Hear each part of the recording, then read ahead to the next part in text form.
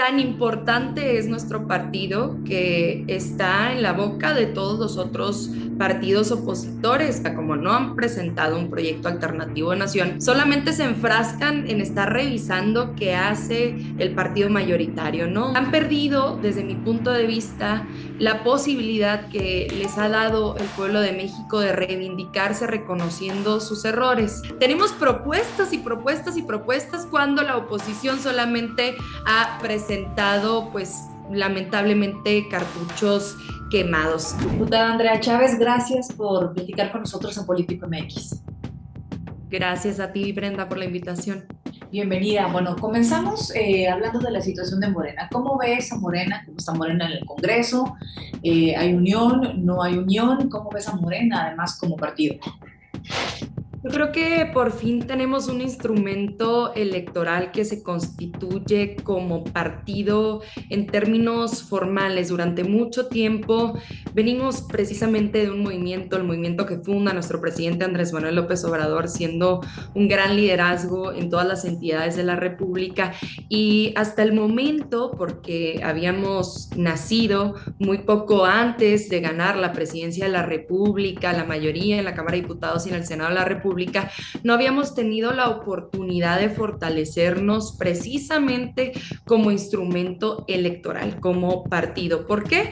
Porque en el 18, tras ganar de manera avasallante las elecciones, pues muchos de los mejores cuadros del partido se tuvieron que ir a gobierno federal y el proceso, digamos, de fortalecimiento tardó en llegar hacia Morena. Ahora, precisamente, que se abre la posibilidad de que tantas y tantos simpatizantes puedan militar en nuestro partido, vemos pues la organización de una vida interna democrática, de una vida interna incluyente, muy diversa, que sí gana elecciones, pero que también se fortalece como programa y como proyecto alternativo de nación en muchas entidades federativas en donde todavía gobiernan partidos de oposición. Muy contenta de poder haber participado en el último proceso en las asambleas distritales para la elección de los consejeros estatales y por supuesto congresistas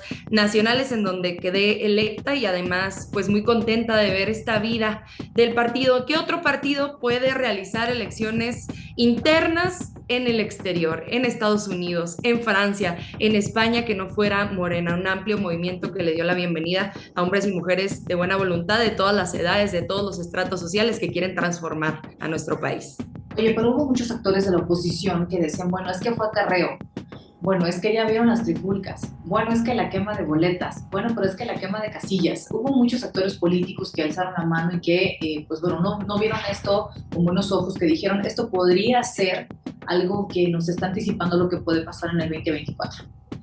Pues es que es cierto que todavía existen viejas prácticas dentro de la política que han llegado a nuestro partido, digamos, en términos minoritarios. Es cierto que todavía traemos arrastrando estas prácticas de acarreo, estas prácticas de compra de voto, estas prácticas de coacción del voto. Sin embargo, hay que revisar el nivel de incidencias, no llega ni a un 5% en la totalidad del proceso. Es decir, los opositores han intentado engrandecer esos pequeños casos que se dieron en las asambleas distritales y llevarlos para tratar de caracterizar a todo el proceso en términos generales, cuando en realidad fueron muy pocos los incidentes, ¿no? Seguimos en la lucha, en el combate contra estas viejas prácticas. La Comisión Nacional de Honestidad y Justicia está resolviendo todas estas incidencias, no se va a permitir que ninguna de ellas quede impune, y entonces seremos ejemplo de cómo podemos abrir un proceso de afiliación, cómo podemos llevar a cabo la vida interna de manera pacífica, castigando, por supuesto, las malas prácticas y echando para adelante. ¿Tiene desde tu perspectiva derecho la oposición, o más bien de derecho, tiene cara, tiene tema para hablar de esto, del tema de las casillas, de cuestionar el tema electoral? Ha sido un momento de confrontación muy fuerte, ¿no? Entre oposición y Morena. Fíjate que Tan importante es nuestro partido que está en la boca de todos los otros partidos opositores. Como ellos no tienen agenda programática, como no han presentado un proyecto alternativo de nación, solamente se enfrascan en estar revisando qué hace el partido mayoritario, ¿no? Morena. Morena marca tendencia a nivel nacional, Morena sigue ganando elecciones y para nosotras y nosotros, los militantes de Morena, pues es una buena señal que los opositores estén muy pendientes de nuestro proceso porque saben que seguiremos ganando gubernaturas, porque saben que seguiremos ganando las presidencias de la República, las mayorías en la Cámara de Diputados, en el Senado y en los congresos locales. Es decir, desde mi punto de vista, sí enriquece tener esos comentarios. Quizás la oposición no se da cuenta que nos compran la agenda y que nosotros seguimos marcando los temas de todos los días. Bien, preguntarte acerca de un tema que también ha sido polémico, que ha habido mucha, mucha crítica a esta manera de operar. Ha habido incluso el día de ayer Dante, Dante Delgado enviaba una carta al presidente López Obrador hablando del tema de la militarización. Hemos visto, en contraparte con esto, hechos violentos en los últimos días en varios puntos de la República Mexicana, quemas de vehículos, quemas de tiendas, de negocios, ataques directos a la población y anunciaba hace poco el presidente esta necesidad de incorporar a la Guardia Nacional a la Sedena. Muchos levantan la mano en el tema de la oposición y dicen que el presidente está haciendo lo que juraba que no iba a hacer, lo que criticaba de Calderón, lo que criticaba de Enrique Peña Nieto y ahora lo está haciendo de una forma máxima, ¿no? Yo creo que la oposición siempre ha tenido un objetivo desde que el presidente tomó protesta en diciembre de 2018 y es querer hacerle ver a la gente que somos iguales, que los de Morena y los de la 4T son iguales a lo que ellos eran, al PRI, al PAN, a Movimiento Ciudadano, que yo le llamo el PAN naranja, o los otros partidos que son mucho más minoritarios, ¿no? Como el PRD y otros locales. Han perdido, desde mi punto de vista, la posibilidad que les ha dado el pueblo de México de reivindicarse reconociendo sus errores. Me parece a todas luces pues una desfachatez y un cinismo no recordar cómo en los años de Felipe Calderón no solo se sacó a los militares a las calles de los cuarteles, sino que el entonces secretario de Seguridad Pública, Genaro García Luna, recibía sobornos millonarios de parte del crimen organizado. Es que, y lo decía yo en redes sociales, el problema de la violencia en Guanajuato, en Jalisco, en Ciudad Juárez, Chihuahua, en Baja California, no surgió por generación espontánea. Tiene raíces muy profundas en decisiones que tomaron gobiernos anteriores que fueron erróneas y que además pues partían de la base de la corrupción, como este caso de Genaro García Luna que ya comentaba. Ahora bien, la estrategia que presenta el presidente de la República tiene efectos a mediano y largo plazo. Me refiero a atender las causas estructurales que originan la violencia, es decir, erradicar la pobreza, disminuir las brechas de desigualdad, garantizarle al pueblo de México oportunidades laborales que sean distintas a las que brinda el crimen organizado, garantizarles a las y los jóvenes espacios de esparcimiento sano, espacios educativos para que no los coopte el crimen organizado y engrose sus filas, ¿no? Desde luego, esa es una estrategia ambiciosa que apunta a resultados a mediano y largo plazo. Ahora bien, ¿qué se hace a corto plazo? Nos lo informaban en rueda de prensa distintos integrantes del gabinete, la secretaria de Seguridad Pública, Rosa Isela Rodríguez, el secretario de Gobernación, Don Augusto López Hernández, el secretario de la Defensa Nacional, Luis Crescencio Sandoval, el responsable de la Marina y tantos otros funcionarios.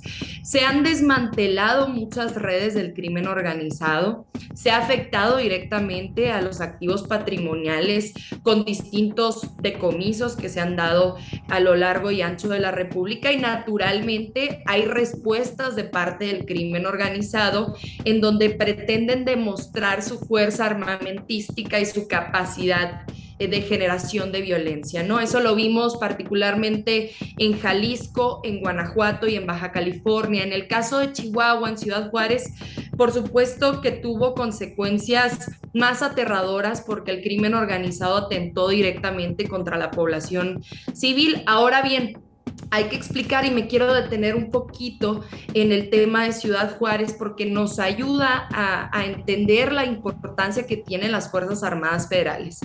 Los atentados que se cometieron en contra de la ciudadanía juarense en distintas tiendas de conveniencia, en gasolineras, en cruces peatonales, pretendían distraer a las Fuerzas Armadas de un conflicto que se estaba llevando a cabo en un centro de reinserción social, el Cerezo número 3 en Ciudad Juárez. Se lleva a cabo un motín contra distintos reos y las fuerzas policiales, municipales y estatales no lo pudieron contener. Fue hasta la llegada del Ejército Mexicano y de la Guardia Nacional que se pudo evitar la pérdida de más vidas humanas. ¿Por qué digo esto? Porque las fuerzas de la Guardia Nacional, las fuerzas del Ejército Mexicano duplican, triplican, quintuplican las fuerzas del crimen organizado. No es así con las estatales y las municipales. Por eso se necesita la coordinación de estas fuerzas federales. Ahora bien, el presidente de la República nos plantea una problemática de carácter operativa y también de carácter ética. Yo soy juarense, yo crecí en la guerra del narco. Yo recuerdo haber visto las escenas más terroríficas en mi infancia y adolescencia, en los puentes, en los cruces de camino a la escuela. Yo recuerdo lo que significaba vivir un estado de excepción de facto. Yo recuerdo haber escuchado historias terroríficas.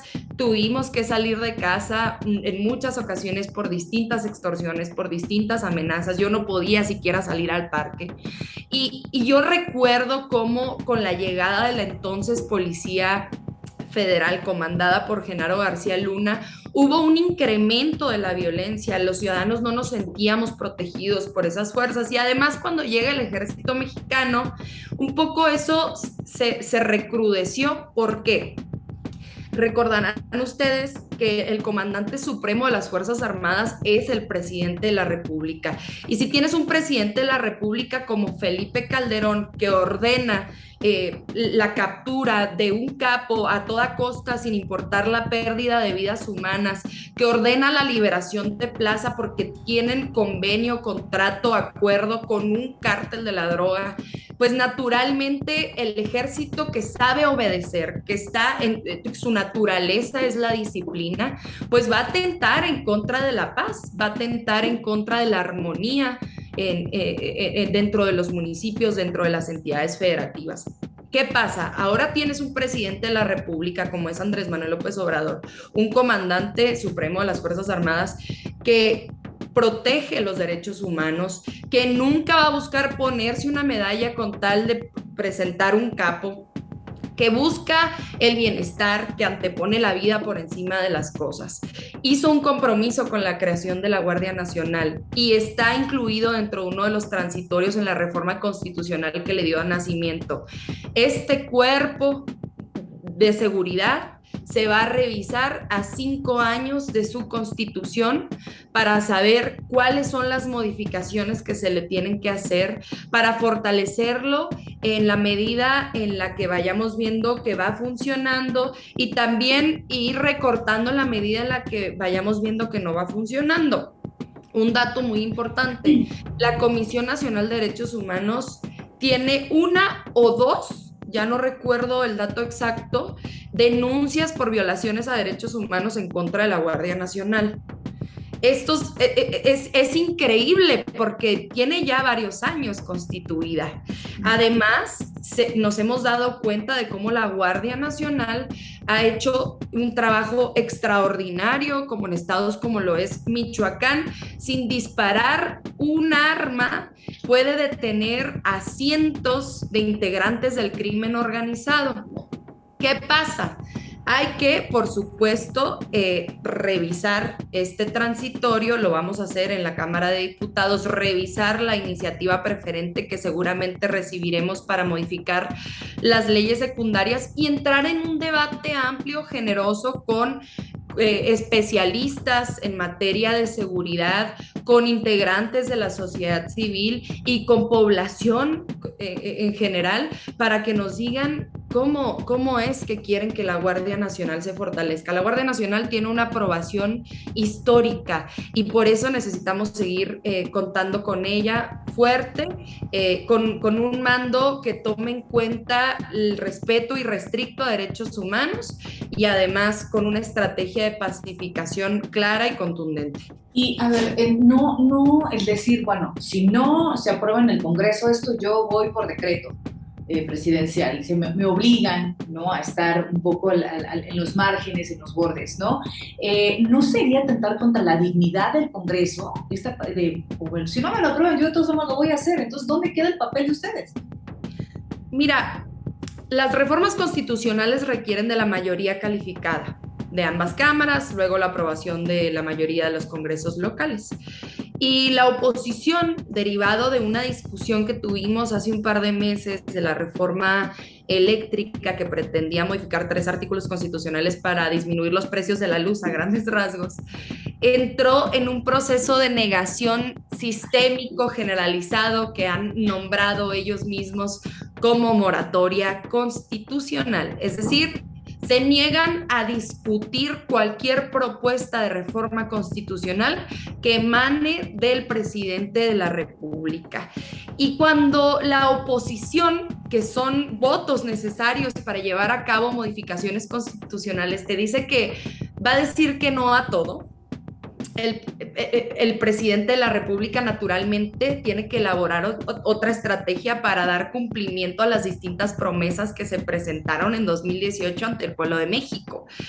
El tema de la Guardia Nacional venía dentro del proyecto de nación que el presidente de la República le presentó a las mexicanas y mexicanos y que 30 millones de ellas y de ellos votaron de manera contundente.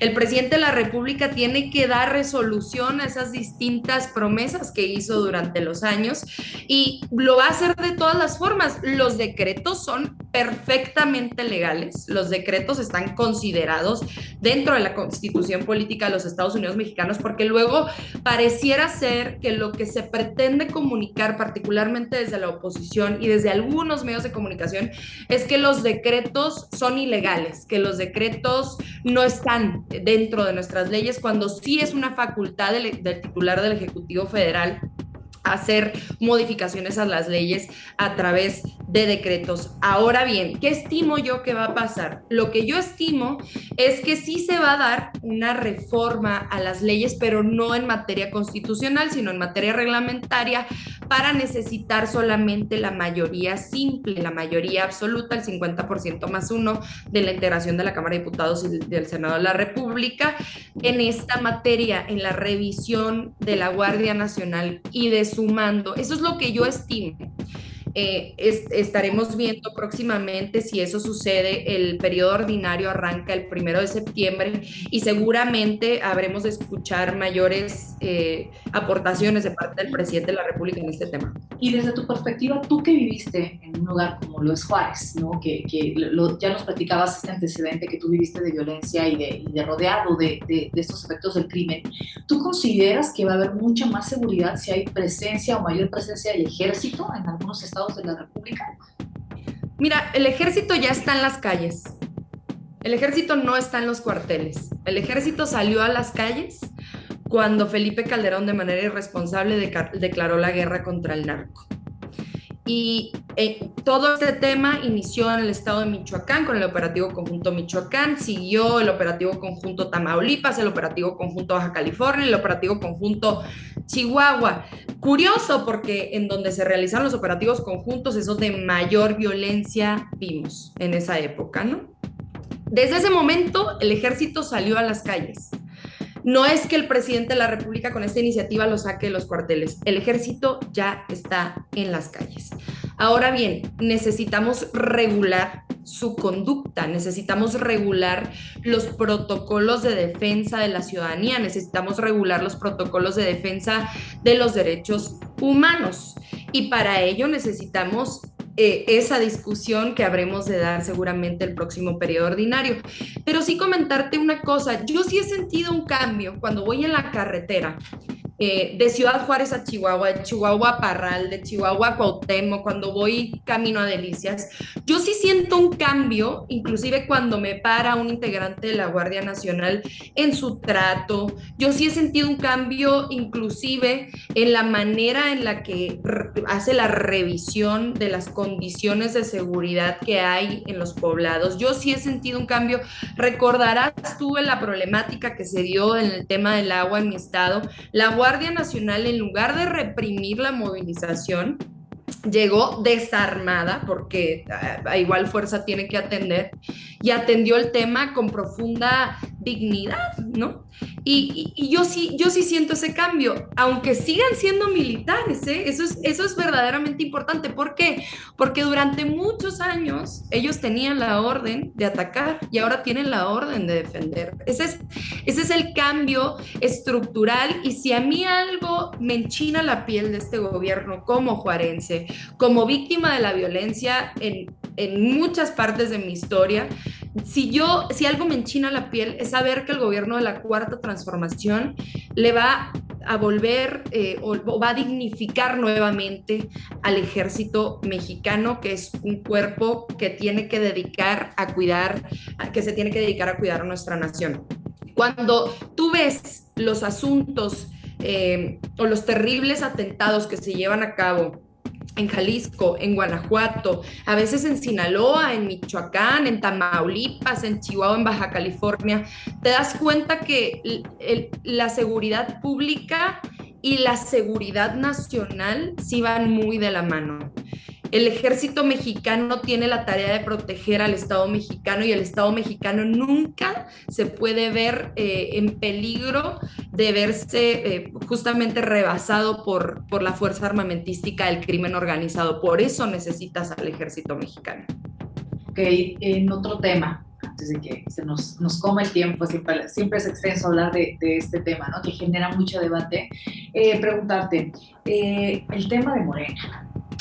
Ya estamos muy próximos, ya sabemos que hay corcholatas, ¿verdad? Ya que la oposición tiene, que Morena también tiene. En el caso de Morena ya están muy claras las corcholatas, ¿no?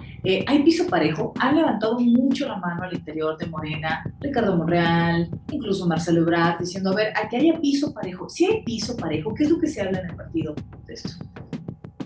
El presidente de la República lo dijo hace unas cuantas conferencias mañaneras. Quien diga que no hay piso parejo está burlándose del pueblo de México. Jamás, y podemos hacer una revisión exhaustiva de las declaraciones del propio presidente, jamás Andrés Manuel López Obrador se ha decantado por ninguna de las propuestas, ni por el licenciado Adán Augusto López Hernández, ni por la jefa de gobierno Claudia Sheinbaum, ni por Marcelo Ebrard. Por ninguna de las propuestas se ha decantado. No ha dispuesto a ninguna de las secretarías para ponerse a las órdenes de un proyecto personal que puedan tener estos precandidatos presidenciales. El presidente de la República lo ha dicho, el instrumento de elección de candidaturas de nuestro partido es el método de encuesta y a quien favorezca la encuesta que se habrá de realizar es quien encabezará la candidatura a la presidencia de la República para 2024. Lo hemos visto una y otra vez, lo acabamos de vivir con el tema de la candidatura en el Estado de México, la maestra Delfina Gómez siendo la pues ungida por la encuesta, por el sentir del pueblo del Estado de México. Así se seguirá realizando como diputada federal, vocera del grupo parlamentario de Morena al interior de la Cámara de Diputados. Querida Brenda, sí te puedo comentar que no hemos tenido un solo atisbo de línea. La línea es que no hay línea. Aquí hay que seguir construyendo, hay que seguir fortaleciendo, no podemos regatearle ni un minuto al presidente de la República su ejercicio, no podemos regatear ni un segundo, necesitamos seguir fortaleciendo y cuando lleguen los plazos, pues ya habremos de entrar en otro proceso de diálogo, en otro proceso de discusión al interior de nuestro partido para saber pues quién será nuestra propuesta en 2024. Lo que sí te puedo comentar es que tenemos propuestas y no se acaban en esos 3 nombres, 4 nombres. También están la secretaria de Energía Rocío Nale, la secretaria de Economía Tatiana Cloutier, el diputado federal Gerardo Fernández Noroña. Tenemos propuestas y propuestas y propuestas cuando la oposición solamente ha presentado, pues lamentablemente, cartuchos quemados. Yo ¿Con quiénes? ¿Quiénes tomaría. consideras ya cartuchos quemados? Bueno, vi que levantó la mano Silvano Aureoles con fuertes declaraciones precisamente de sus relaciones con el crimen organizado, habiendo sido titular en el Ejecutivo Estatal del Estado de Michoacán. Vi por ahí a la senadora Beatriz Paredes. He visto a distintos perfiles levantar la mano, ya no sé si la va a querer nuevamente Ricardo Anaya, José Mid, distintos perfiles que no llaman a la ciudadanía. Si yo me permitiera cometer una imprudencia, mi consejo para la oposición sería que nombraran un candidato ciudadano, a nadie que tenga cola que le pisen, si es que quieren tener una propuesta medianamente competitiva, porque todas las encuestas de aprobación posicionan muy por encima de todos los partidos a Morena, independientemente de la candidata o el candidato al que presenten. Oye, Es la primera vez en la historia de México que va a ser más competida, digamos, en la historia reciente de México, que va a ser más competida la candidatura que la propia presidencia. ahora, y a ver, pero decías que, regresando al tema del piso parejo, dos cosas. Pero Monreal no está ya como lastimado con los de Morena, es decir, ya no lo invitan luego a ciertas reuniones, él ya está muy en desacuerdo con muchas cosas. ¿Eso no va a fracturar a Morena al momento de elegir candidato? Mira, el senador Ricardo Monreal es al final del día, pues el coordinador de la bancada de Morena en el Senado de la República y ha sido protagonista de muchas transformaciones que ha visto el país. Ahora bien, en esta cosa de la búsqueda de la candidatura, pues han habido dolores distintos, no solo de parte de él, sino de parte de algunos otros perfiles que han manifestado su inconformidad en ruedas de prensa, en eventos con respecto a de cómo se está llevando el proceso. Pero cuando tú te pones a revisar cómo se está llevando el proceso, no encuentras justificación alguna para las declaraciones, porque en este momento, en este preciso momento, no hay decisión abierta con respecto a la candidatura a la presidencia, entonces no se le está negando la posibilidad a nadie de tajo, a nadie se le está cerrando la puerta. Creo que son declaraciones que pretenden mermar de manera anticipada un proceso que habrá de llevarse a cabo, pero que no ha iniciado. En este momento la jefa de gobierno, Claudia Sheinbaum, sigue siendo jefa de gobierno. En este momento el secretario de Gobernación, Adán Augusto, sigue siendo secretario de Gobernación. En este momento el canciller sigue siendo canciller y tienen tareas.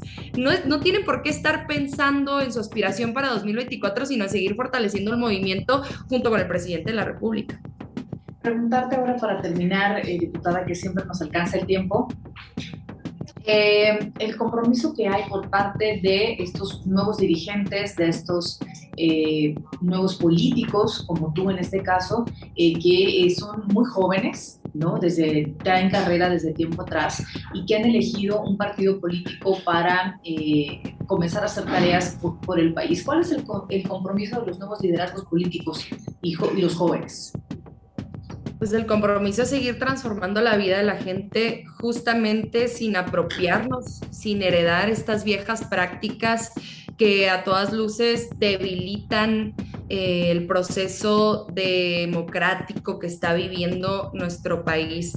Nuestra tarea es hacerlo también dentro de nuestra función como representantes populares o como funcionarios públicos para que otras y otros jóvenes igual o más talentosos tengan mayores facilidades para acceder a estos espacios de representación y de toma de decisiones.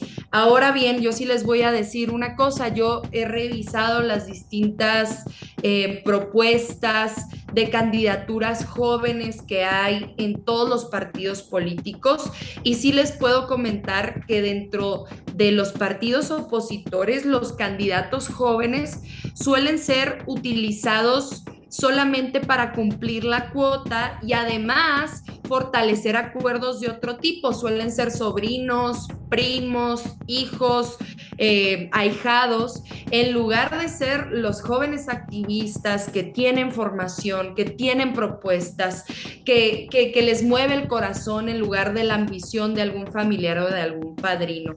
En este proyecto de Morena es donde yo he encontrado desde muy corta edad justamente ese espacio, esa plataforma para construir de manera honesta, para construir de manera generosa, sin necesidad de tener un apellido, sin necesidad de tener un dinero, sin necesidad de tener padrino. Y ojalá que mi ejemplo pueda brindarle esperanza a otras y otros jóvenes que están recientemente sumándose a la política, recordarles a ellas y a ellos que la política es el instrumento que tenemos para transformar vidas. Así es que, pues, bienvenidas Entonces, y bienvenidos todas y todos. ¿tú consideras que estos jóvenes políticos que están en otros partidos de oposición son con un interés y con un padrino?